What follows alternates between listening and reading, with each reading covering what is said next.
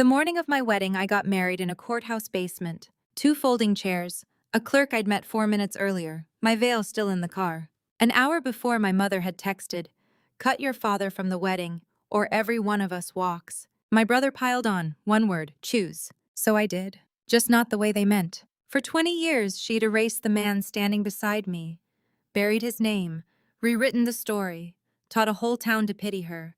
Everyone I loved swallowed it whole. Now I was driving to a ballroom packed with her friends, with the father she buried, and someone in the back seat she'd sworn I would never see again. She spent my whole life making sure this day could never happen. She forgot I stopped asking permission. I'm Alice, 30, and I got married twice in one Saturday. The man who stood witness at the first one wasn't the one who left us. My mother had just spent 2 decades making certain no one in that town would ever know the difference. Let me start where the day started. 9:02 in the morning. A county courthouse parking lot in a small Virginia town where everyone knows everyone's business, and my mother had made it her life's work to control the version they knew. I sat in my car with the engine off and read the two texts again. My phone was a brick of heat in my lap. Outside, a groundskeeper dragged a hose across the lawn. Inside my chest, something had gone very quiet and very still. "Cut your father from the wedding, or every one of us walks." Then Grant, choose. I want you to understand what that word meant in my family. Choose. She'd been making me choose since I was 7 years old. Choose whose birthday to remember. Choose whose name to carry. Choose which parent got to exist in a room. And for most of my life, terrified of being the girl nobody claimed, I chose her. Every time. I set the phone face down on the passenger seat. In the back seat, a quiet voice said, "You don't have to answer them today, sweetheart." I looked in the mirror, and I almost lost it right there, an hour before a courthouse clerk would make me a wife, because the person saying it was the one my mother had promised me I'd never see in that chair. But I'm getting ahead of myself. If you want to understand why a bride would slip into a courthouse basement before her own ceremony, I have to take you back to the doorway I've been standing in my whole life. Before I do, if this is already sitting heavy in your chest, take a second to like this video and subscribe, because stories like this one only find the people who need them when you do. And tell me in the comments where you're listening from and what time it is there. I read every single one. Now let me get back to that parking lot and the man they told me to erase. His name is Nathaniel Marlowe. He builds things. Tables, staircases, the kind of front door that outlives the house around it. When I was small, he built me a step stool so I could reach the bathroom sink, and he carved my initials into the underside, where only I would find them. My last name is York. His is Marlowe. That gap is the whole story, if you know how to read it. When I was 7, my parents divorced. That is the plain fact. Everything my mother built on top of that fact was not. Here is the version I grew up inside. My father was a restless man who couldn't be counted on. He left one autumn and didn't look back. My mother, abandoned with 2 small children, held her head high, kept the house, and eventually, years later, when the wound had healed enough, married a good and steady man named Roger, who gave us the life my father never could. She was the heroine of that story. She told it at church potlucks. She told it to the garden club. She told it to me, in my own bed, brushing my hair, until I could recite it back. A daughter doesn't chase the man who walked out on her. She said that line to me more times than I can count. I heard it at 8. I heard it at 15. I heard it the week I got engaged.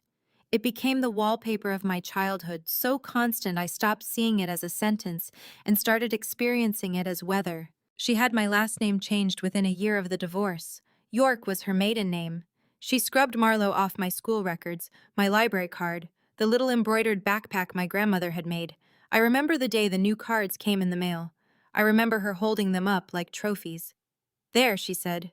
"Now you're really mine." I was 7. I thought that was love. I didn't understand yet that you don't have to prove a child is yours unless someone is trying to take her from you. There were things that didn't fit the story, even then. A child collects them without knowing what they mean.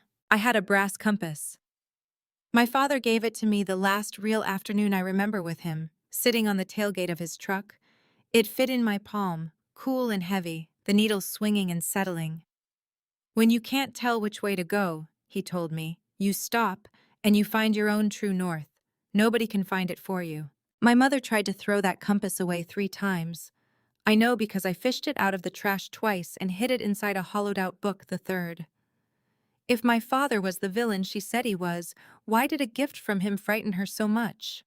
Why did a man who didn't look back leave a 7-year-old a compass and tell her to trust her own direction? Children don't ask those questions out loud. They just feel the ground go soft in certain places and learn to step around them. Do you have one of those in your own history? A small object, a stray sentence that never quite fit the story you were handed? Hold on to it, you'll want it later. For years, I stepped around the soft places and did what she wanted. I got good at it. That's the thing nobody tells you about being the child of someone like my mother. You don't rebel, you optimize. You become an expert in her moods. You learn to be so useful, so agreeable, so easy to love that maybe she'll choose you without you having to earn it that day. I became a pediatric nurse. I work in an ICU with the smallest, sickest patients in the building, families on the worst night of their lives. People assume I chose it because I'm calm. That's backwards. I'm calm because I chose it. You learn, in that unit, that panic helps no one, and that the truest thing you can do for a frightened person is stay steady while their world comes apart. I had a 20-year head start on that skill. I'd been practicing it at my mother's dinner table since I was 7. Grant went the other direction. My brother is 4 years older, and he was the sun my mother's whole solar system turned around. The good son of the heroic single mother. She told that story too, and he lived inside it the way I lived inside mine. He sells real estate now, the golden boy of the county, all handshakes and monogrammed quarter zips. He believed the story about our father completely. Why wouldn't he? It made him the prince. And a prince does not go looking for reasons the kingdom might be built on a lie. The wall between me and my father was not one wall. It was built brick by brick over 20 years, and my mother laid every course herself. When I was young, the bricks were simple: returned birthday cards, a phone that changed numbers. He didn't call again this year, sweetheart. I'm so sorry. I believed her. Because what 7-year-old imagines her own mother standing at the mailbox, deciding what her daughter is allowed to receive? There were 8 birthday cards. I know that now. I didn't know it then. By the time I was a teenager, the bricks were subtler. If I asked about him, my mother's face would do a thing, a small collapse, a bravely swallowed hurt. And I learned that curiosity about my father cost her something, and I loved her, so I stopped being curious. That is how it works. They don't forbid the question. They make the question an act of cruelty against them. And you, a good child, put the question down. I want to be careful here, because I know how this sounds, and because I promised myself I'd tell it straight. My mother is not a cartoon. She is not a woman twirling a mustache. She genuinely believed she was protecting us. In her mind, she had done a hard, thankless thing and turned 2 children into successful adults. And my father was a chapter she'd had the strength to close. When you've told yourself a story that flattering for 20 years, the story stops being something you tell. It becomes something you are. And anyone who threatens the story threatens you. That's the part that made her dangerous, not evil, certain. I found my father again when I was 20. I'd like to tell you it was a dramatic reunion. It wasn't. It was a Tuesday. I was in college 2 states away, far enough that my mother's gravity had thinned, and I typed his name into a search bar the way you press on a bruise to see if it still hurts. He hadn't moved. He hadn't hidden. He was 3 hours from the town I grew up in the same trade, under the same name, listed in a plain directory any curious child could have found in an afternoon.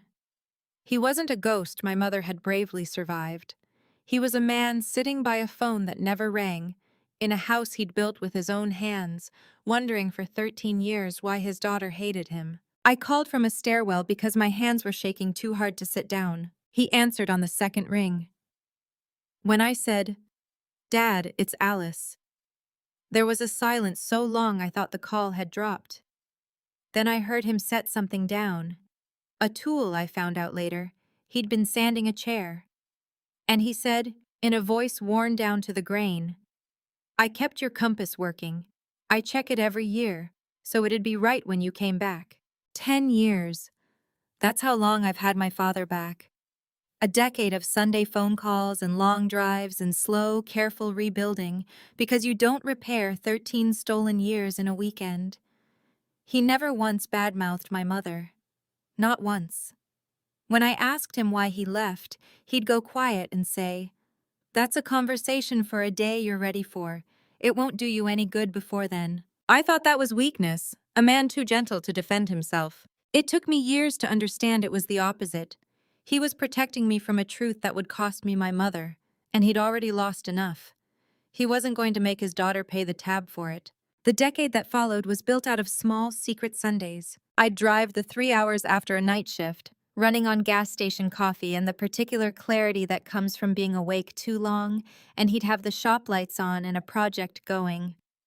We worked with our hands and talked sideways, the way people do when the thing between them is too big to look at straight. He taught me to sand with the grain. He taught me that you measure twice because wood doesn't forgive a guess. He never once asked me a question about my mother that I didn't offer first. The second year, we built a table. His idea. A person should have one thing in her house that somebody who loves her made by hand, he said. It took 4 months of Sundays, and it's in my dining room now. The first meal Elliot and I ever ate as an engaged couple was on that table, and my father sat at the head of it. And I don't think I understood until that night how many dinners of my childhood had been set at tables where I was tolerated instead of wanted. There was one close call, a fourth Thanksgiving. Grant texted me a photo from our mother's dining room, the good china, the browned turkey, the empty chair where I should have been, with a single word underneath. Coming? I was 3 hours away, at my father's, a plate of his genuinely terrible dry stuffing in front of me, happier than I'd ever been at any of those good china dinners.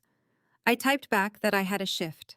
I lied to protect a secret I never should have had to keep. I hated that I was good at it. I hated more that I'd learned to be that good at it in her house. And slowly, across those Sundays, I started to notice the shape of the thing I'd been told. Not the truth, I didn't have that yet. Just the shape of the lie, the way you sense a room's been rearranged before you can name what's missing. A man who abandons his children does not keep a stranger's compass calibrated for 13 years on the chance she comes home. A man who walked out for good does not still flinch every single August and go quiet and change the subject the moment I mention the word birthday. I filed those where I filed the compass, in the drawer where I keep the things that don't fit. The drawer was getting full. If you have someone in your life who chose your peace over their own vindication, I hope you know what that costs. I didn't. Not yet. For 10 years, I kept my two worlds sealed off from each other. My father knew about my mother. My mother pretended my father was still safely dead and buried in her story. And I, the calm one, the useful one, kept the wall standing from my side too, because I was still, at 25, at 28, terrified of the choosing. I came close to telling her once. I was 26, home for Christmas, and we were alone in the kitchen drying dishes, and she was being warm, actually warm, the rare, true kind. And I opened my mouth to say, "Mom, I found Dad. I've been seeing him. I need you to know." I got as far as Mom, and she looked at me, and I lost my nerve so completely that I asked her to pass the dish towel instead. That was the whole attempt. That was the bravest I could manage at 26. I drove back to my own apartment that night and sat in the dark and understood that I had become a person with two lives who couldn't bear to let either one see the other, and that I hated that person and that I didn't know how to stop being her. The wall wasn't just hers anymore. I was maintaining it too, out of fear, and fear is a kind of consent. Then Elliot happened, and the walls stopped being possible. Elliot Callahan is an architect. He designs libraries and community centers, buildings meant to hold a lot of people gently. That's him, honestly. He met me at a friend's cookout, watched me deflect a personal question with the reflex of a woman who'd spent 30 years learning to disappear on cue. And instead of letting me, he just waited. He's good at waiting. It's the most radical thing anyone had ever done to me. We got engaged on a cold, bright Saturday last winter. He proposed in his grandmother's kitchen. No audience, no photographer, because he knew I'd been performing my whole life, and he wanted to give me one enormous moment I didn't have to perform. I'd taken him to meet my father a few months earlier. That was its own small test. The architect who designs buildings to hold people gently, and the carpenter who builds one door at a time. They circled each other for about 10 minutes, polite. Then Elliot picked up a hand plane off the bench, checked the blade the right way, and asked a real question about joinery, and I watched my father decide, on the spot, that this one was all right. By the end of the afternoon, they had the table half apart, arguing happily about the best way to fix a wobble, and I sat on a stool and watched the two men who mattered most in the world to me get sawdust on their good shirts. And I thought, this is the family I built when no one was arranging it for me. And then, of course, we had to plan a wedding, which meant I could no longer keep my father in one room and my mother in another. The two rooms were about to become one aisle. I made my decision early, and I made it in my own quiet way, which is to say I didn't announce it as a war. I drove out to the workshop on a Sunday to ask him in person. I'd rehearsed it the whole 3 hours and still couldn't get it out at first. We sanded a tabletop for an hour before I finally set down the block and said it plain. Dad, I'm getting married, and I want you to walk me down the aisle. He didn't answer for a long moment. He kept his eyes on the wood. When he finally looked up, something in his face had gone very careful, the look of a man who's been burned reaching for a thing twice. Are you sure, Alice? He said. Because if I say yes, I'm going to hold on to it. I'm not built to let a thing like that go twice. Your mother is going to make this cost you. You need to know that before you ask me, and you need to be able to live with it. I know exactly what it'll cost, I said. I'm asking anyway. For once in my life, I'm choosing before she can make me. He set his sander down. He wiped his hands on the rag, one finger at a time. And then, for the second time in 10 years, my father cried in front of me, quiet and ashamed of it, and said, Then I'll be there, in whatever suit you tell me to wear, and I'll have the compass in my pocket, in case the aisle runs long. I hung on to him a while in that sawdust light.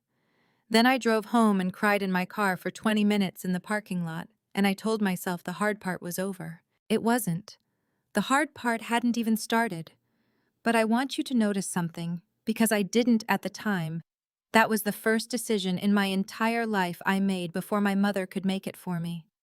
Everything that came after grew out of that one Sunday in the workshop, when I chose my father out loud, and meant it, and didn't take it back.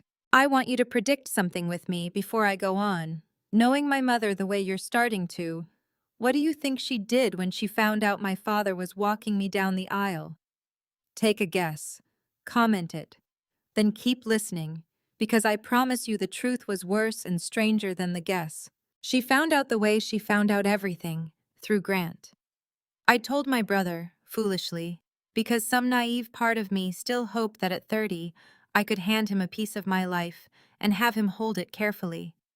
He held it about 4 hours, which is how long it took him to drive to our mother's house. The first call came that night. My mother's voice was warm, which was how I knew to be afraid.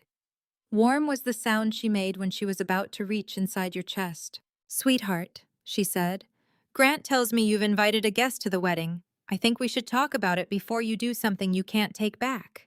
He's not a guest, Mom. He's my father, and he's walking me down the aisle. A pause. A soft, wounded intake of breath, expertly timed. After everything I did, everything I gave up so you two would never want for anything, and you're going to put him at the front of the room, in front of everyone we know, like the last 20 years didn't happen. They happened, I said. I just don't think they happened the way you told me. I'd never said anything like that to her before. I heard it land, and then I heard the temperature drop, all the warmth gone in an instant, and she said, in a voice I'd never once heard her use, Be very careful, Alice. That was the first brick she laid that I actually saw her lay, And once you see it, you can't stop seeing it. That's the danger for people like my mother. The wall only works while you believe it grew there on its own. The campaign started the next morning, and it was a masterpiece, because she'd had 30 years to perfect it. She didn't scream, she never screams, she organized. Within a week, my aunts were calling me concerned. Within 2, a cousin I loved sent me a long message about honoring the woman who raised you. My mother worked the phone lines of that town like a switchboard operator, and everywhere the current traveled, it carried the same charge. Alice has been manipulated by the man who abandoned this family, and it's breaking her poor mother's heart. I want you to understand that she never did any of this to my face. That was the genius of it. To my face, she was wounded and gentle. It was the room behind me she was rearranging. The blows came one at a time, and each one landed harder than the last. The first was the bridal shower. My favorite aunt was hosting it, and my mother volunteered to help, which should have been my warning. Halfway through the afternoon, over the cake, she stood and made a little speech. It started sweet. Then it turned. "I just want Alice to remember," she said, dabbing her eyes in front of 30 women, "that some of us were here through every fever and every school play, and some people only show up when there's a white dress and a camera."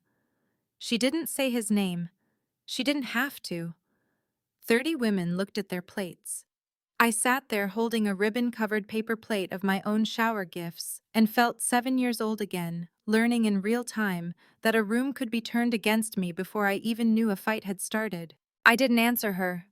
I've learned that answering her in a room she's built is how you lose.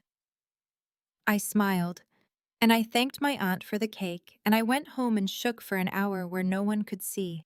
The second blow was the dress. My mother had insisted on coming to the final fitting, of course she had, and in the little curtained room with the seamstress kneeling at my hem, she looked at me in the mirror, in my wedding dress, and said quietly, so only I could hear, "You look just like I did, before he ruined everything." Then louder for the seamstress, "Doesn't she look beautiful? I only wish her father were the kind of man who deserved to see it." The seamstress made a soft, sympathetic sound. I stood on that little pedestal, in the dress I'd chosen for the happiest day of my life, and understood that my mother could turn even that into a stage for her grief. There is no room she cannot walk into and make about her. The third blow was Grant, and it was the one that told me how far she'd go. My brother came to my apartment, in person, which he never does. He stood in my doorway, a doorway, always a doorway with this family. And he didn't come in. He said Mom was falling apart. He said I was being selfish and cruel. He said, "You've got some fantasy version of a dad who sends birthday cards, and you're going to blow up this whole family for a man who couldn't be bothered to stick around." "He sent cards, Grant," I said. "Did you ever wonder why you never saw one?" Something flickered behind his eyes. Fast, there and gone, a man stepping too close to an edge and stepping back. "You need help, Alice," he said. And then he said the line she'd loaded into him, the family scripture, word for word. "A daughter doesn't chase the man who walked out on her."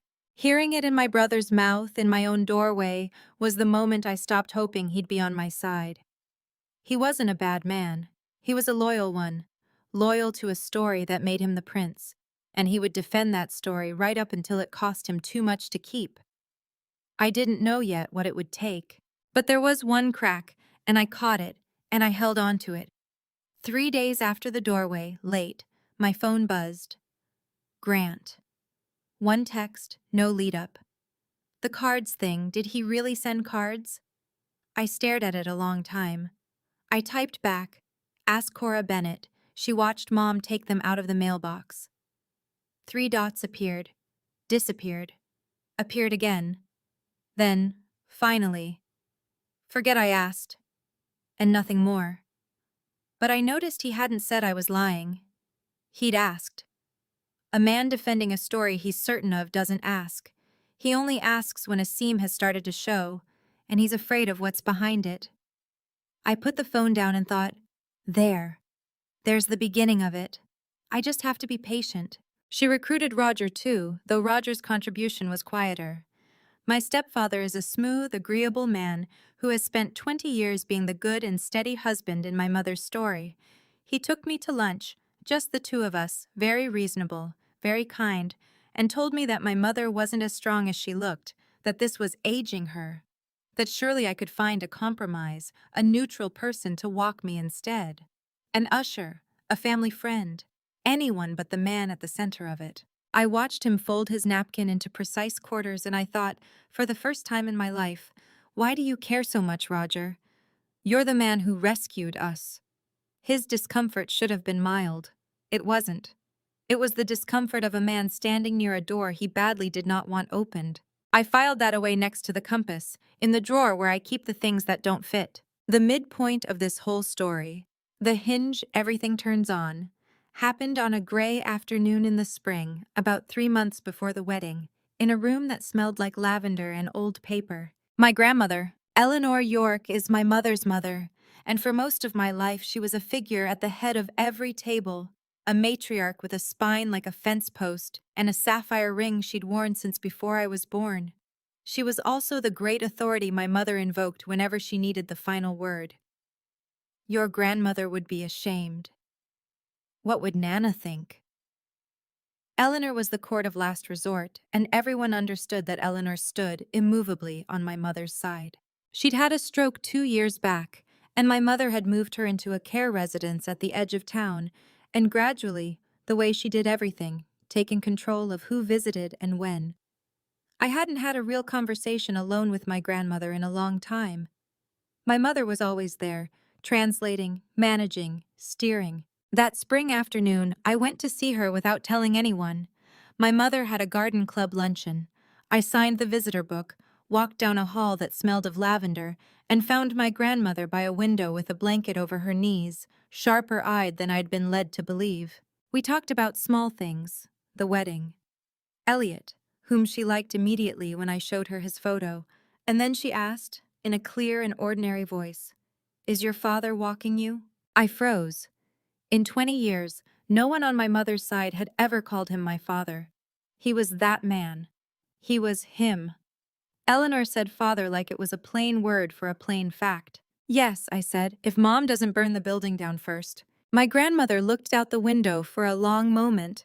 Her hand found the sapphire ring and turned it, once, around her finger.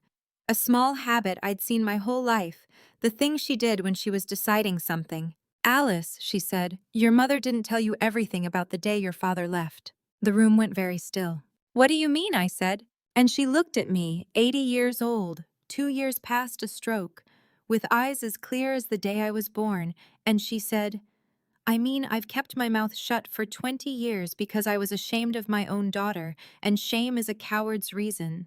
I mean, there are things I watched happen with my own 2 eyes.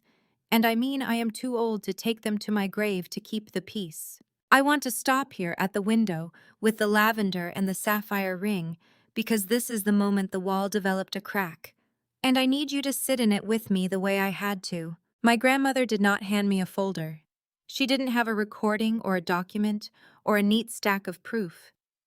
What she had was worse and better than any of that.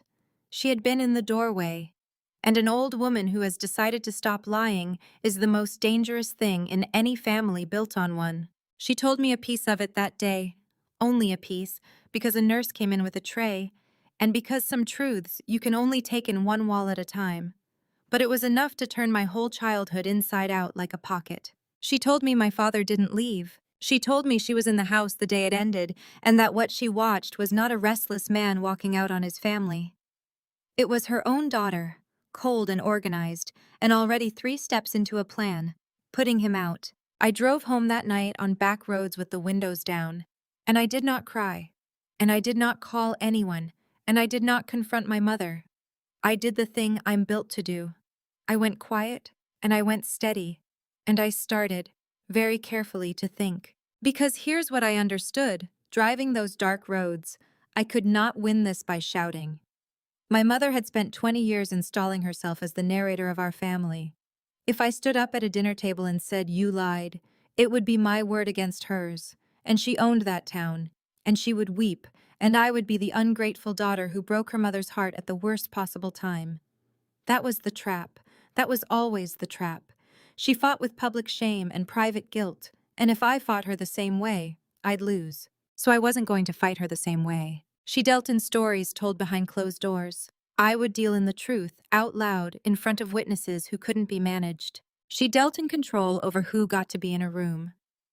I would make sure the one room that mattered contained the two people she'd spent 20 years keeping apart from the truth, and let her try to control it then.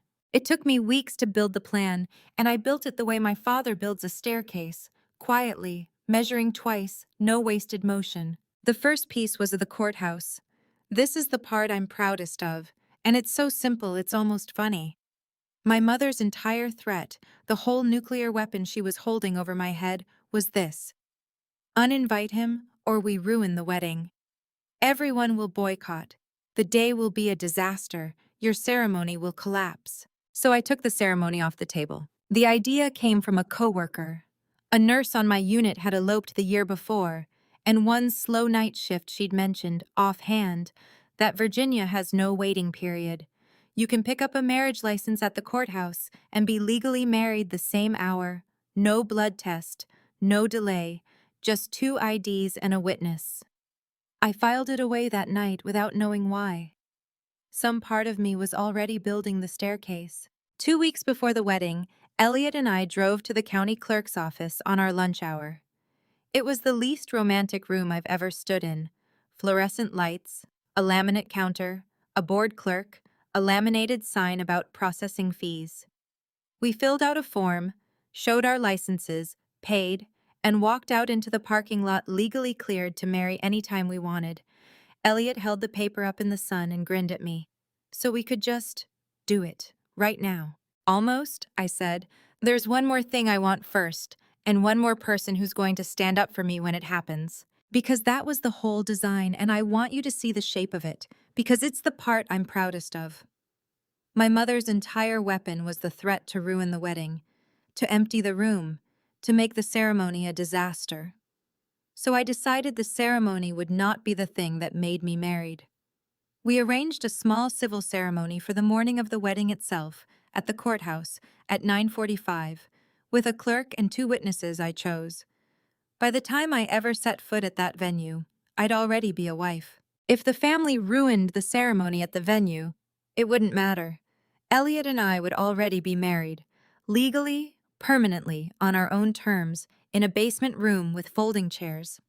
The big ceremony would become what it always should have been: a party, a blessing, a symbol, and no one on earth could ruin a symbol I'd already made real. You cannot boycott a thing that has already happened. The second piece was harder, and it was my grandmother. I want to be honest about the risk because I lived it.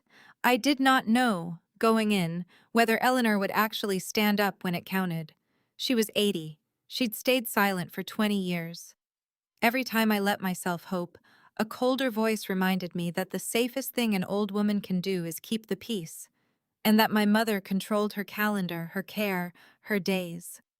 Asking my grandmother to come to that wedding and tell the truth was asking her to detonate her own daughter in front of the whole county. People don't do that, even when they should. But I asked, and I went back. The second visit, I brought her a coffee milkshake, which she'd loved my whole childhood, and which the care home would never think to give an 80-year-old, and she told me the middle of it. How my mother had met Roger the summer before it all came apart. A friend of the family, a man with a boat and a bigger house, and a way of making my mother feel like the life she had was too small for her. How the decision to leave my father came first, and the story about him came second, invented to make the leaving look like escape instead of choice. "She's not a monster, Alice," my grandmother said, turning the ring. "That's the part nobody wants to hear. She was a bored, frightened woman who wanted a different life and couldn't stand to be the villain of her own. So she made your father the villain instead, and then she believed it. That's the thing about your mother. She always ends up believing it." The third visit, she told me the end of it. The locks, the tools on the lawn, the threat that if he fought for us, she'd paint him as dangerous. And then she said something that made the hair stand up on my arms. You know who else saw it? Cora Bennett, from next door. Her husband helped Nathaniel load his truck. Cora watched the whole thing over the fence. My grandmother's mouth went hard. And then she came to my daughter's Christmas parties for 20 years and never said a word, same as me. You go find Cora. She's got a conscience in there somewhere, rusted shut. Might be time somebody oiled it. Before I did anything else with what my grandmother had given me, I drove to my father. I'd carried it 3 hours in the car, the whole terrible shape of it. And when I pulled into his gravel lot, he was in the shop with a chair upside down on the bench. And he took one look at my face and set his tools down and knew. She told you, he said, not a question. She told me. My voice barely worked. The locks, the tools on the lawn, the threat, that you were standing out there begging to stay. I had to stop. Dad, is it true? He was quiet a long time. He picked up a rag and cleaned his hands. Slow, one finger at a time, though they weren't dirty. It's what he does when he needs somewhere to put himself. I told you there'd be a conversation for a day you were ready for, he said finally. I guess your grandmother decided the day for both of us. He pulled out the stool and sat down heavy. Yes, it's true. All of it. I came home from a job and my key didn't fit the lock and my whole life was in the wet grass, and your mother stood in that doorway and told me if I ever fought her for you too, she'd make sure a judge heard I was a drunk and a danger, and she'd make it stick because everybody already loved her and nobody knew me. He looked at his hands. I was a quiet man with sawdust under his nails and no money for lawyers. She was going to win. So I did the math a father does. If I fought, you'd grow up in the middle of a war with your name dragged through it. If I went quiet, you'd grow up thinking I left. But you'd grow up peaceful. I chose peaceful. I chose it for you. His voice finally cracked, one small fracture, 20 years wide. Worst arithmetic I ever did. I've checked it every day since. I want to tell you, I said something wise. I didn't.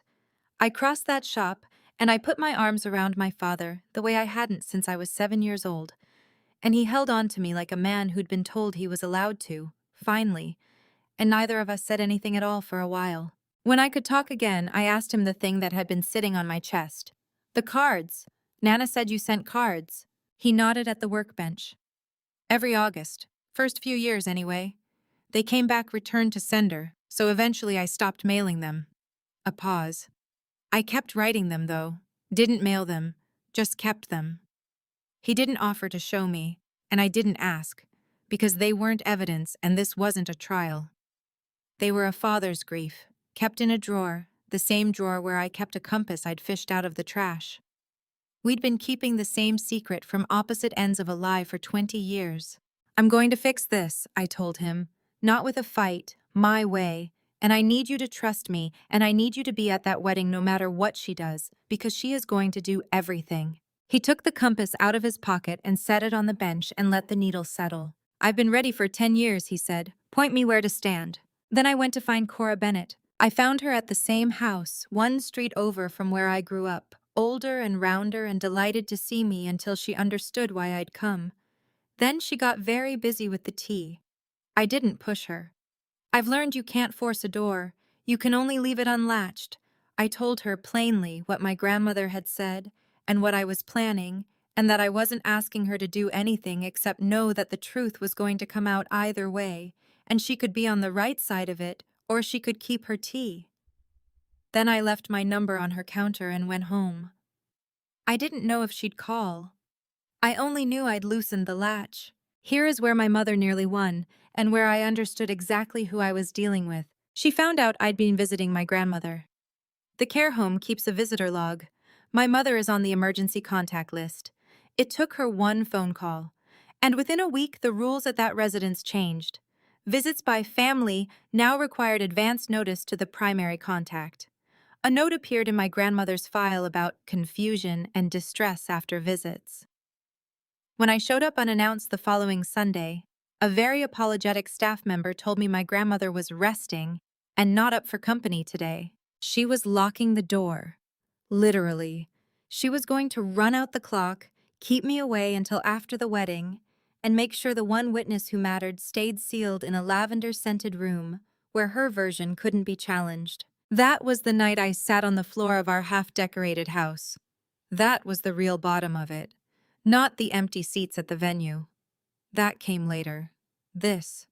The idea that my mother could reach into a care home and put my grandmother back behind glass, and that there was nothing I could do about it because she held every institutional string in that town, and I held a milkshake and a compass.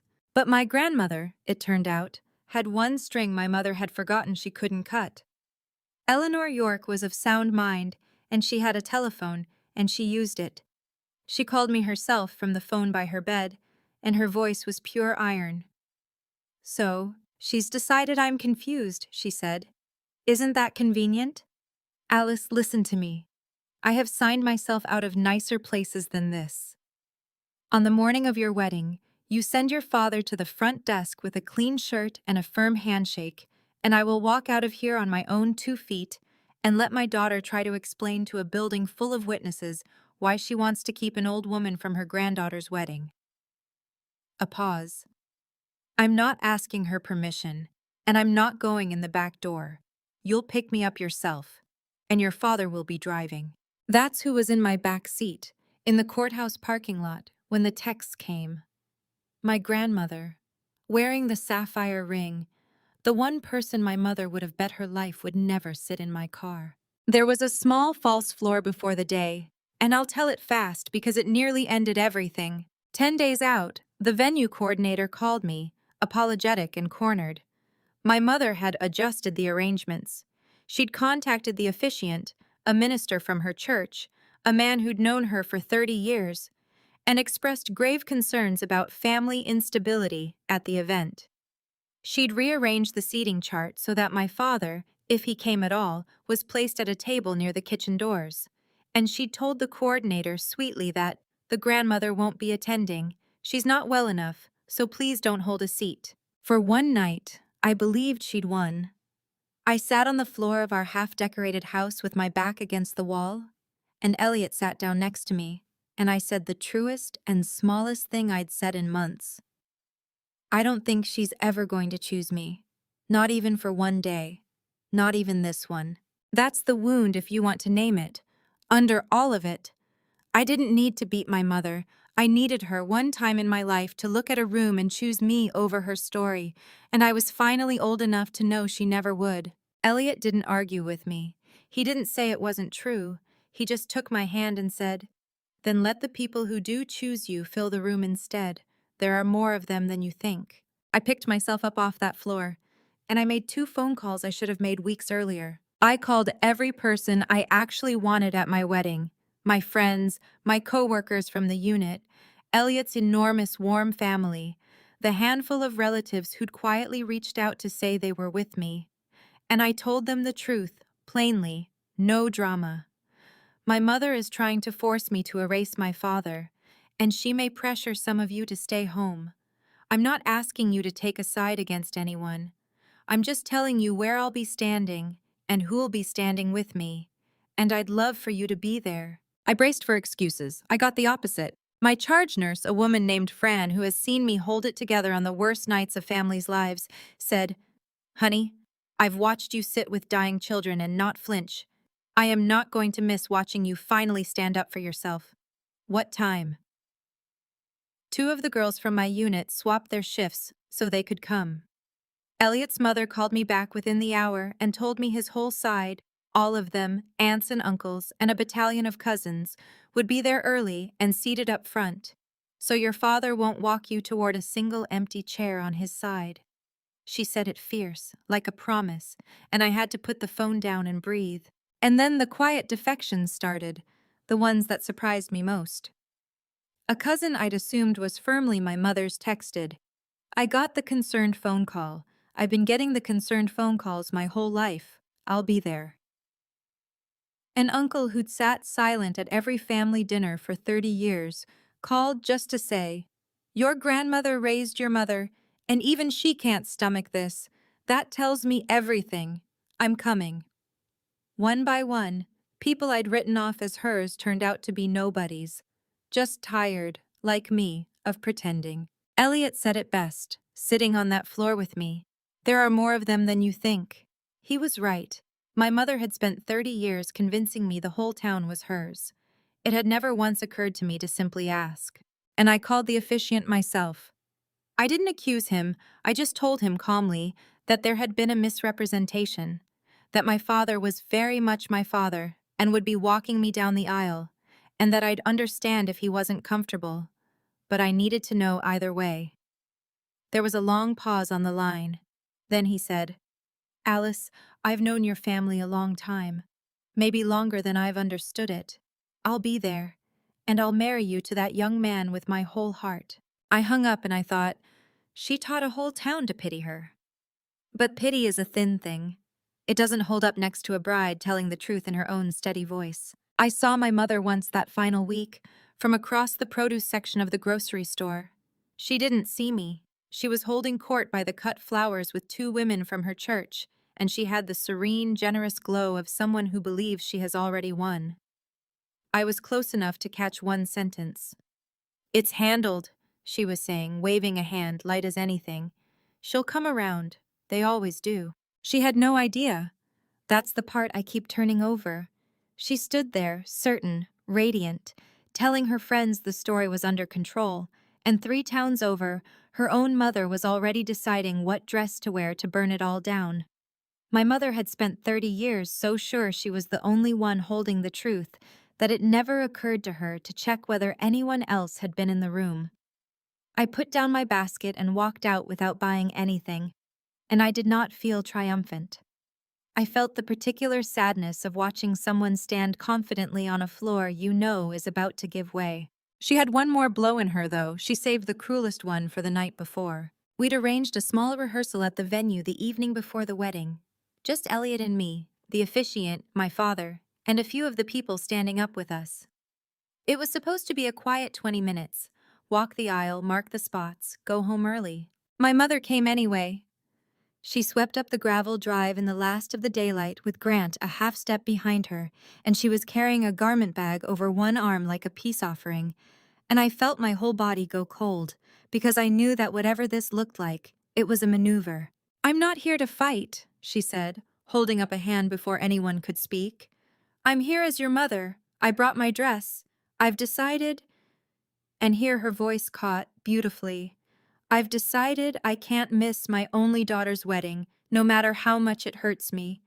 I'll sit in the front row. I'll hold my tongue about that man. I only ask one thing."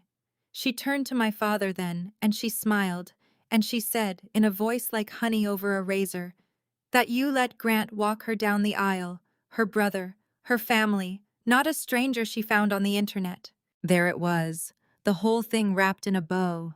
She'd give me her presence, her blessing, her front row tears, the entire fantasy of a family healed on cue. And the price was simply that I erase my father one more time, publicly, in front of everyone, and pretend it was a gift. My father didn't say a word. He looked at the ground, and he took a small step back. And I understood he was about to do the thing he always did. Make himself small so I wouldn't have to pay. Bow out to spare me. "Nathaniel," my mother said gently, sensing it, pressing, "you understand, you've always understood. It's better this way. For Alice." And that was the moment my control cracked, just once. I want to be honest about it because I'd held the line for months, calm and steady and useful, and right there on that gravel drive, in front of the man I was about to marry, it broke. "Don't."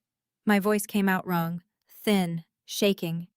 "Don't you dare use my name to do this. You don't get to hand me a knife and call it love. You've been handing me that same knife since I was 7 years old, and I have cut myself on it every single time, and I am done. Do you hear me? I am done bleeding to make you comfortable." The drive went silent. Grant stared at me. Elliot moved a step closer, ready, and my mother's face flickered. For one instant, one honest instant, I saw something underneath the performance, and I don't know if it was fear or grief, or just the surprise of a woman whose youngest child had finally stopped folding. Then it smoothed over, and the wound came back, and she said softly, "You're going to regret speaking to your mother that way." She looked at my father one last time. "And you know what you are. You know what you did." Which was the cruelest thing of all, because he hadn't done anything, and she'd spent 20 years making sure even he sometimes forgot that. She left. Grant left with her, though he looked back once, and I've held on to that look, because it was the look of a man who'd heard something on that drive he couldn't unhear. I did not sleep that night. I sat at the table my father and I built, and he sat across from me, and neither of us said much. Around 2 in the morning, he reached into his pocket and set the compass on the wood between us and let the needle swing and settle. And he said, "She's going to try to break you tomorrow, in front of everyone. You know that." "I know," I said. "You going to let her?" I looked at the needle. It had stopped moving.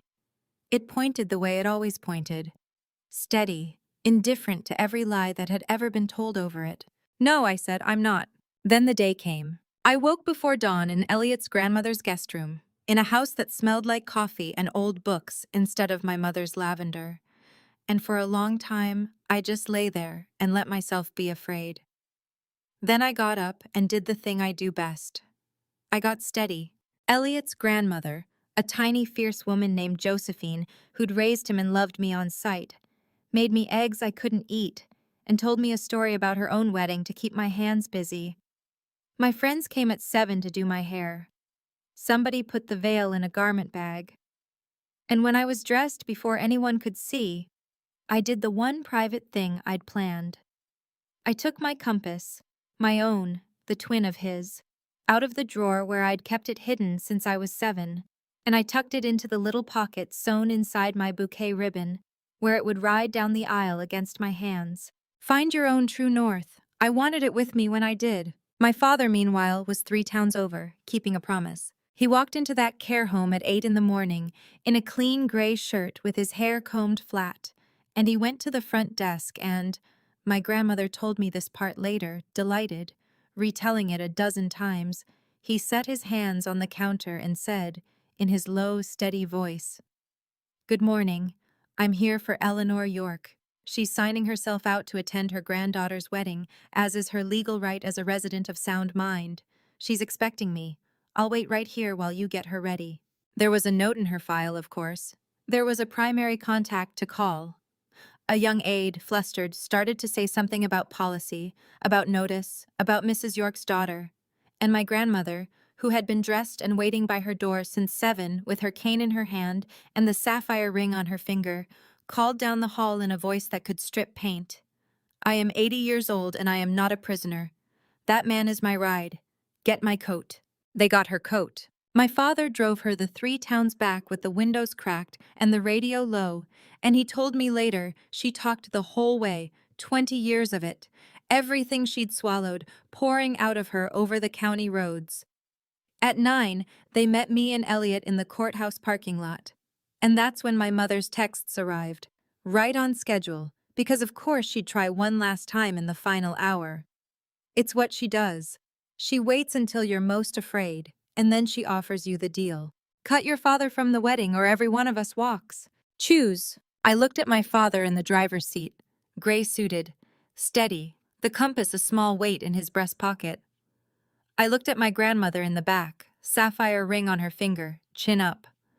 I looked at Elliot, who'd driven separately and was already climbing out of his car with our license folded in his jacket.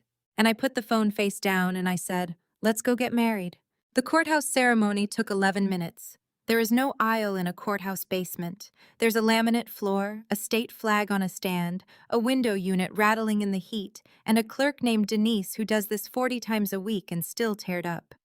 I stood there in jeans and a blouse with my wedding dress still zipped in a bag in the car, holding Elliot's hands. And it was the least glamorous moment of my whole life, and I have never felt more like myself. Denise read the plain civil words. No God, no scripture my mother could have laid claim to. Just 2 adults promising to be kind to each other in front of the state of Virginia. When Elliot said his part, his voice shook, and I realized the steady one was scared too, and somehow that made me calm. When it was my turn, I got the words out clean. My father stood on my right in his gray shirt. My grandmother sat in a folding chair with her hands folded over the head of her cane. When Denise asked if there was anyone to bear witness, my father said, "I do," in a voice like a beam settling into place. And my grandmother said, So do I. And rapped her cane once on the laminate for emphasis. Those were the two people my mother had spent 2 decades keeping out of my life. Standing up in a basement to sign their names to the fact that I existed and I was loved and I was somebody's daughter worth claiming. Elliot and I signed our names. I signed Alice York for the last time. By the afternoon, I'd be Alice Callahan, but that's not the name that mattered that morning. What mattered was that no one on this earth could uninvite me from my own marriage anymore. It was done. It was mine. We drove to the venue with the windows down, my father at the wheel, my grandmother in back, Elliot following in his own car so we could arrive the traditional way. It was a soft July morning, the kind that doesn't yet know how hot it's going to get. My grandmother held that ring up to the light and said, mostly to herself, 20 years. Well, better late than a grave. Then, out of nowhere, she started telling my father a story about the first time he came to Sunday dinner, a boy of 22 with sawdust in his hair and no idea which fork to use, and how she'd liked him immediately and told my mother so, and how my mother had rolled her eyes. My father laughed. An actual laugh, rusty, surprised out of him.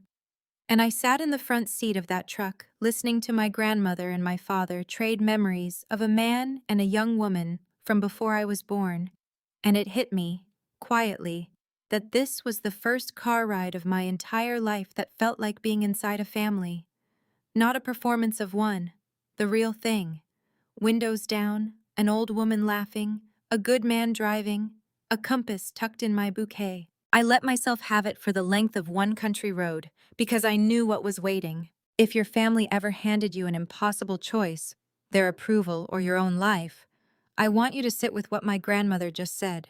Better late than a grave. Keep it. We're almost to the part where it saved me. The venue was a restored estate on the edge of town, all white columns and boxwood hedges, exactly the kind of genteel Virginia setting my mother had chosen precisely because it was a stage. 120 chairs on a lawn under an old dogwood, and as we pulled up the gravel drive, my stomach dropped, because it looked, for one terrible moment, like she'd won after all. There were empty chairs, whole rows of them, near the front, on what would have been her side. I counted without meaning to, the nurse's habit, taking vitals on a room. 12 empty, 24. Enough that the lawn looked wounded, gap-toothed, like a smile with teeth knocked out. Some of them had come. My mother had made her calls and worked her lines, and some of the people I'd known my whole life had chosen, that morning, to stay home rather than sit on the wrong side of Diane York. And there she was, in Mother of the Bride blue, standing at the head of the aisle like she owned it. And she did, in a way, own it. She'd chosen the venue, hired the vendors, arranged the chairs, working the crowd, a cluster of relatives around her nodding along to whatever version of me she was narrating. Grant stood at her shoulder in his monogrammed best, arms crossed, playing sentry. Off to one side, half hidden by a boxwood, the officiant stood turning his notes over and over in his hands, and even from the drive I could see he'd been cornered, that she'd gotten to him again this morning, that his wholehearted phone call was buckling under 30 years of her being his parishioner.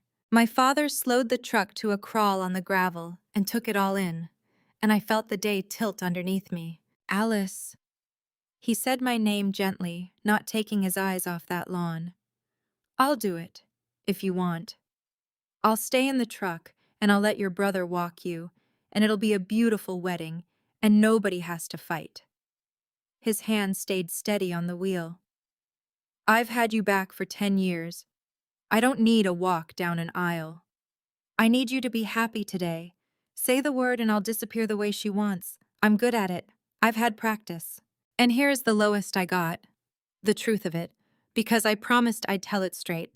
For about 4 seconds, I wanted to say yes. Not because I'd stopped believing him, because I was so tired. Tired down to the bone of the fighting, of being the calm one, of walking into rooms she'd already turned against me. It would have been so easy. Let Grant walk me. Let her have her front row and her tears. Marry Elliot and go home and never do this again. She would win quietly, the way she always won, and in exchange I could just be done. I looked at my father's hands on the wheel, the chisel scars, the missing half of one nail, hands that had built me a table and kept a compass calibrated for 13 years for a daughter who never came. And I understood that saying yes would not spare him. It would only teach him, one more time, that his love was a thing best kept in the truck. From the back seat, my grandmother's voice, dry as a struck match. Nathaniel Marlowe, if you get out of this truck alone, I will climb over this seat and drive it into the boxwoods myself. A beat. Better late than a grave, remember? We are not late anymore. We are exactly on time. I put my hand over my father's on the wheel. Park the truck, Dad, I said. We're all going in, together. She saw my father's truck come up the drive. I watched her see it. I watched her register that he was actually there, that I'd actually done it.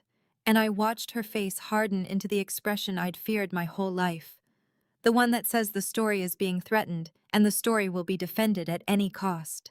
My father parked. He came around and opened my door, and then he opened my grandmother's and helped her out and offered her his arm. And that is the moment the lawn went quiet, because the whole lawn watched Nathaniel Marlowe, the man my mother had spent 20 years erasing, walk across the grass with Eleanor York on his arm.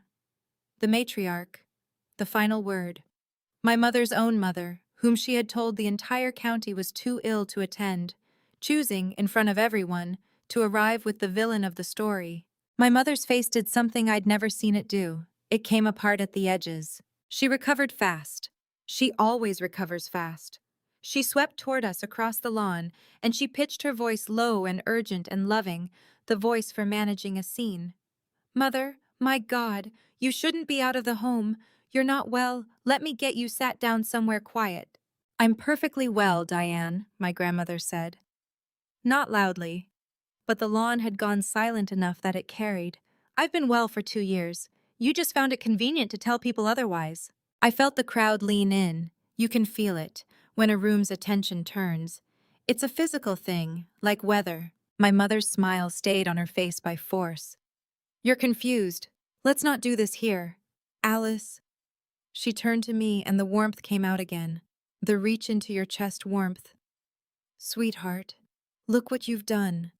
You've dragged your sick grandmother into your little statement. Was it worth it? Was it worth all this? To hurt me on your wedding day? 20 years of training told me to fold, to apologize, to make the scene go away by making myself small. I didn't fold. I didn't drag anyone, Mom, I said. My voice came out level. Nurse calm, the calm I'd learned at her table. Nana asked to come. Dad drove her. And Elliot and I got married at the courthouse 2 hours ago, so there's nothing left for you to ruin. This part's just the party. The word married hit her like a slap. I watched her do the math, watched her realize the weapon in her hand had already gone off in an empty room. She'd threatened to boycott a ceremony that no longer decided anything. That's when she made her mistake. Cornered people always do. She turned to the crowd, to her crowd, her aunts and her cousins and her church friends and the neighbors she'd cultivated for 30 years. And she raised her voice, and she reached for the only weapon she had left. The story. I want everyone to hear this, she announced, and her voice shook with a grief that, God help her, I think was even partly real. That man, she pointed at my father, and her hand trembled, abandoned my children. He walked out on 2 babies and never looked back. I raised them alone. I gave them everything. And now, on her wedding day, my own daughter has invited him here to humiliate me. So I'm going to give all of you a choice. She swept her arm at the empty chairs, at the guests, at all of it. You can stand with the mother who sacrificed everything, or you can stay and watch her spit on it. Anyone who has any respect for me, walk out with me now. It was masterful. 20 years ago it would have emptied the lawn. Even that morning I felt some of the guests shift, uncertain, half rising. And then my grandmother let go of my father's arm and took 1 step forward and planted her cane in the grass and said the sentence that ended it. He didn't leave you, Alice. She wasn't looking at the crowd. She was looking at me, and her voice was clear and terrible and kind. I stood in that doorway. I watched her put him out. Silence, the kind you can hear. My mother spun toward her, and I watched her switch tactics in half a second, the way only a lifelong performer can. The grief vanished. The concern came back. Mother, she said, warm, careful, pitched for the crowd. You've had a stroke. You get confused. Everyone here knows that. Someone please help her to a chair before she hurts herself. She reached for Eleanor's elbow, the caretaker again, the patient daughter managing a fading old woman in public. Eleanor pulled her arm back so hard the cane nearly came off the grass. Don't you touch me, Diane. Her voice cracked like a fence rail, and it carried to the last row. I have not been confused for one single day, and you know it, because it's the reason you've kept me locked in that lavender-smelling closet with a note in my file. You told this building I was too sick to come to my own granddaughter's wedding. Do I look sick to you? She turned to the crowd now, to all those familiar faces, and 20 years of held breath came out of her at once. I was in that house the autumn Alice was 7. My daughter had already decided she wanted a different life. A different man, a bigger house, a boat, and she wanted it clean. So she changed the locks on a Tuesday, while Nathaniel was at a job site. She set his tools and his clothes out on the lawn like trash for the county to see. And when that man came home to a door that wouldn't open, and begged to see his children, she told him that if he fought her, she would tell every person in this town he was a danger to them. That he drank, that he was violent. None of it true. She said a lie would be cleaner than a divorce, and easier for everyone. My grandmother's voice broke, finally, on the last of it. And God forgive me, I decided that keeping the peace in my family was worth more than a good man's name. So I said nothing. For 20 years I sat at her table and ate her Christmas dinner and said nothing. That is my sin, and I'll answer for it. But I will not carry it into the ground, and I will not let her tell one more lie over the head of that child in the white dress. He did not walk out on you, Alice. He was standing on that lawn in the rain, begging to stay. I heard a gasp somewhere behind me. Then a chair scraped, loud, as somebody stood, not to leave but to see better. Then another, and I watched the guests who'd half risen to follow my mother out lower themselves, one by one, back into their seats, and turn their faces toward her, and wait. The current in the room had reversed. She felt it. I saw her feel it. This is... My mother's voice climbed, the first crack in it. This is exactly what he does. What they both do. They get to you, they twist things, they make a sick old woman into a weapon. I'm not sick, Diane. Quiet now. Deadly. I'm just finally telling the truth. There's a difference, though I don't expect you'd know it. My mother's face had gone the color of paper. You have no idea what he was really like. Diane. A new voice. From the third row. An older woman in a floral dress rose to her feet, slow and unsteady, one hand on the chair in front of her, and I recognized her. Cora Bennett, who'd lived next door to us when I was small, who used to hand me popsicles over the back fence. My grandmother's rusted-shut conscience. The latch I'd left unlocked. She'd come after all, and she'd waited until now, and I understood she'd spent the whole drive over deciding whether she had the nerve. I've held my tongue at your table for 20 years, Diane, because you're my friend, Cora said, and her voice wobbled and steadied. But your mother's telling it straight, and I won't sit here and watch you call her a liar. I saw those tools on the lawn, too. My Walt helped that man load his truck in the rain, and I brought him a thermos of coffee because you wouldn't so much as open the door. She turned, and her chin came up. And that's not the worst of it. Every August, for years, I watched you walk out to your mailbox and take that little girl's birthday cards out of it, cards from her daddy. I watched you carry them back inside and never say a word. 8 years I counted, before they stopped coming. I told myself it wasn't my business. Her voice cracked clean in half. Alice, honey, he sent you a card every single birthday you were away from him. Your mama walked to that mailbox and took every last one, and you never even knew you had a father who was trying. 8 cards. There it was, out loud, on a lawn, in front of everyone my mother had spent 30 years cultivating. I heard the number land in the crowd like a stone in still water, the ripple of 100 people doing the same arithmetic at once. And I watched a second calculation move through them, slower, uglier, a different man, a bigger house, a boat. Eyes began to drift, one by one, toward the edge of the lawn, to where my stepfather stood. Roger had gone very still. 20 years he'd been the good and steady man who rescued a wronged family. And now the whole lawn was looking at him and rearranging the timeline in their heads. The family friend, the boat, the summer before it all came apart, and arriving at the thing my grandmother had said without saying his name. He didn't defend himself. That was the tell. A man wrongly accused makes noise. Roger just looked at the grass, and then he looked at the parking lot, already measuring the distance to his car. Nobody had to expose Roger. The room did it silently, all on its own, in the space of about 4 seconds. I looked at my father. He hadn't said a word this whole time. He never does.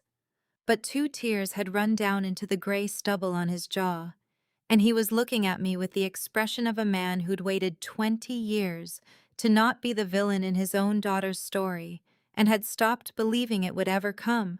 And then the last wall fell, and it fell from the direction I least expected. Grant. My brother had been standing frozen at my mother's shoulder through all of it, one hand still half raised from playing sentry, and I watched something break open in his face, some memory surfacing that the story had held underwater for 20 years. When he spoke, it wasn't to the crowd. It was to the air, to himself, in the voice of a man reading a sentence he'd written as a child and never understood. I remember the tools on the lawn. The whole lawn went still. I was 11. He said it slowly, like he was finding each piece as he set it down. I looked out my window, and Dad was standing in the yard with all his stuff, in the rain, and he was looking up at the house, at my window. His voice climbed and thinned. I waved at him, and you came in and pulled the curtain shut and told me he was drunk and told me not to look. He turned and looked at our mother like he'd never once seen her before in his life. Mom, he wasn't drunk. He was waving back at me, and you told me not to look. My mother reached for his arm. Grant, baby, you were a child, you don't remember it, right? He stepped back out of her reach. The golden sun, the prince of the whole kingdom she'd built. He stepped back from her hand, and that, more than my grandmother, more than Cora, more than the 8 cards, was the sound of the story finally dying.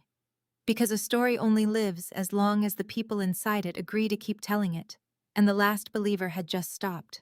And then my mother did the thing that people like her always do at the very end. She overplayed the last card in her hand, and it damned her worse than anything the rest of us could have said. She turned on the crowd. All that gentle, wounded warmth burned off her face at once, and what was left was pure, cold command, and she stopped performing the grieving mother and became, for one honest moment, exactly what she was. Fine, she said, and her voice rang across the lawn, hard and flat and furious. Fine, you want to believe a senile old woman and a nosy neighbor over the woman who ran this family for 30 years? Then you're all as ungrateful as she is. I gave that girl everything, and this is what I get. She swept her arm at me, at my father, at the whole assembled lawn.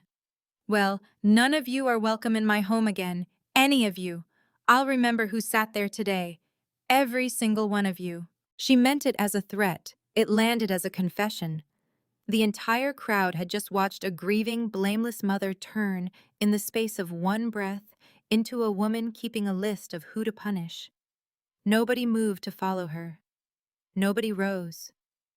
If any doubt had survived Eleanor and Cora and Grant, that little speech finished it.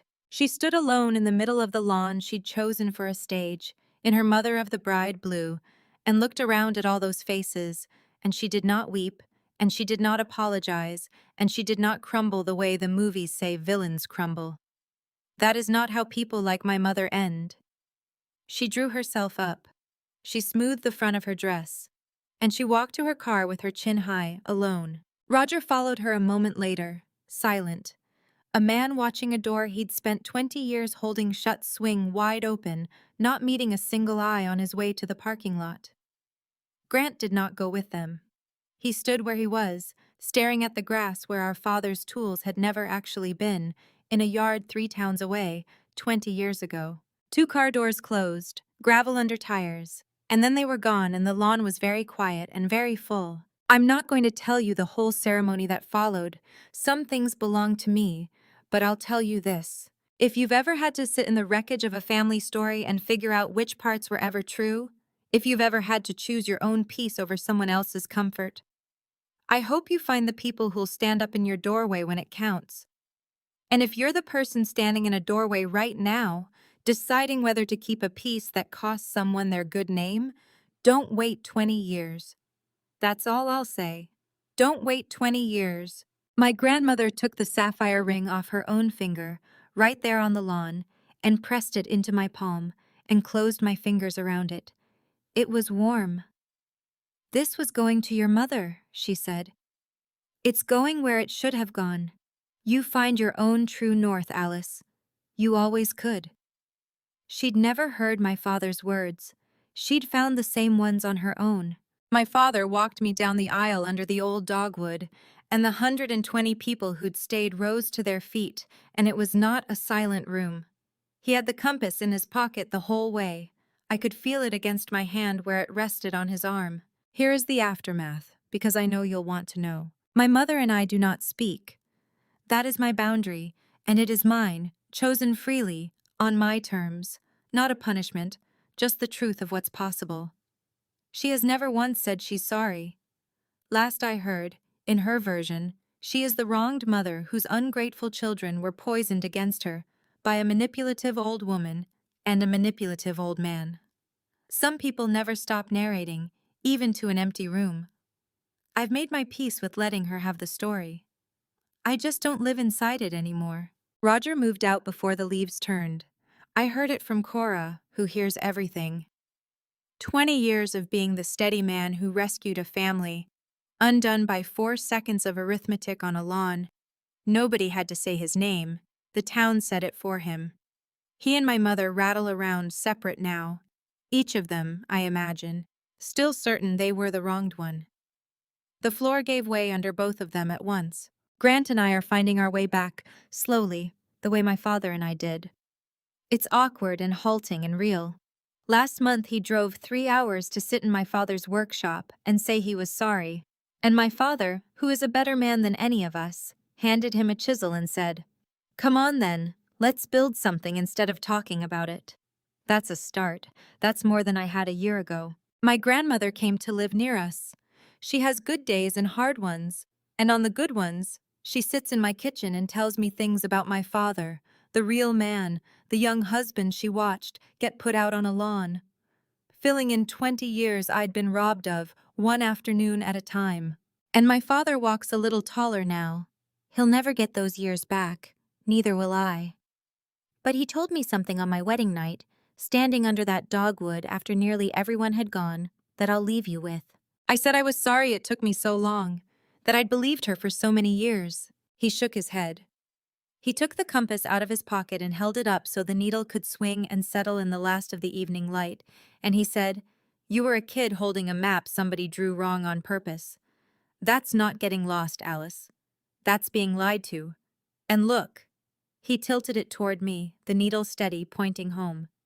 "You found your way back anyway." I stopped asking permission to be loved the day I got married in a courthouse basement. I recommend it. It's the only wedding gift that never wears out.